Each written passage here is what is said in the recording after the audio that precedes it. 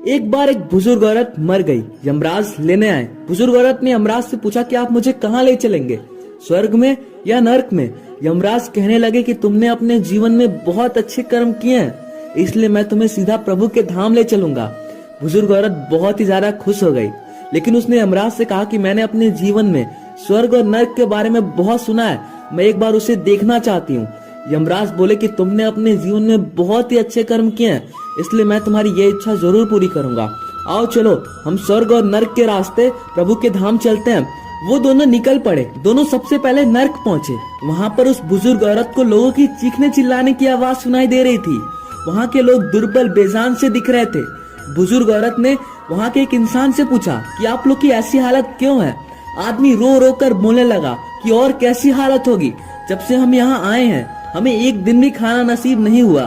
फिर उस बुजुर्ग औरत की नजर वहाँ पर पड़े एक बहुत ही बड़े विशाल पतीले पर पड़ती है, जो कि करीब 100 फीट ऊंचा होगा। बुजुर्ग औरत ने एक इंसान से पूछा कि इस पतीले में क्या है। इंसान बोलने लगा कि इसमें बहुत ही स्वादिष्ट खीर है, जो कि कभी खत्म नहीं होता। बुजुर्ग औरत हैरानी से पूछती है, अगर इसमें खीर है तो आप लोग इसे खा क्यों नहीं लेते? इंसान रो रो कर बोलने लगता है कि यह पतीला हमसे बहुत ही ज्यादा ऊंचा है और हम में से कोई भी यहाँ तक पहुँच नहीं सकता। बुजुर्ग औरत मन ही मन सोचने लगती है कि शायद ईश्वर ने इनके बुरे कर्मों की यही सजा दी होगी। यमराज कहते हैं कि चलो, हमें देर हो रही है, हमें स्वर्ग की ओर भी चलना है। दोनों स्वर्ग की ओर निकल पड़े।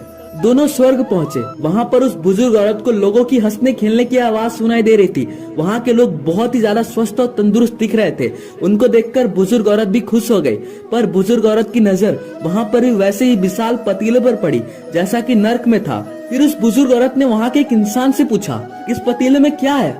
इंसान मुस्कुराते हुए जवाब दिया, इस पतीले में बहुत ही स्वादिष्ट खीर है, जो कि कभी खत्म नहीं होता, और इसी खीर से तो हम लोग पेट भर के खाना खाते हैं। बुजुर्ग औरत ने पूछा कि पतीला इतना ज्यादा ऊंचा है तो आप लोग इस तक पहुँचते कैसे हैं? वो इंसान बोलने लगा, ऊंचा है तो क्या हुआ, यहाँ पर इतने सारे पेड़ हैं, इनकी हमने लकड़ियाँ ली और एक विशाल सीढ़ी का निर्माण किया, जिस सीढ़ी की वजह से हम लोग इस खीर तक पहुँचते हैं और सब मिल बांट के पूरे मजे से खीर को खाते हैं। बुजुर्ग औरत यमराज की ओर देखने लगी।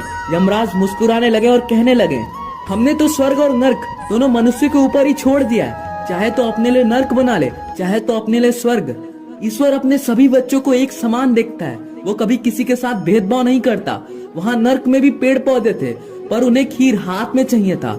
वो कोई कर्म नहीं करना चाहते थे, वो कोई मेहनत नहीं करना चाहते थे। और यही तो ईश्वर की बनाई हुई इस दुनिया का नियम है, जो कर्म करेगा, जो मेहनत करेगा, उसी को मीठा फल खाने को मिलेगा। स्वर्ग के सपने छोड़ दो, नरक का डर छोड़ दो, बस आपकी वजह से किसी का दिल ना दुखे।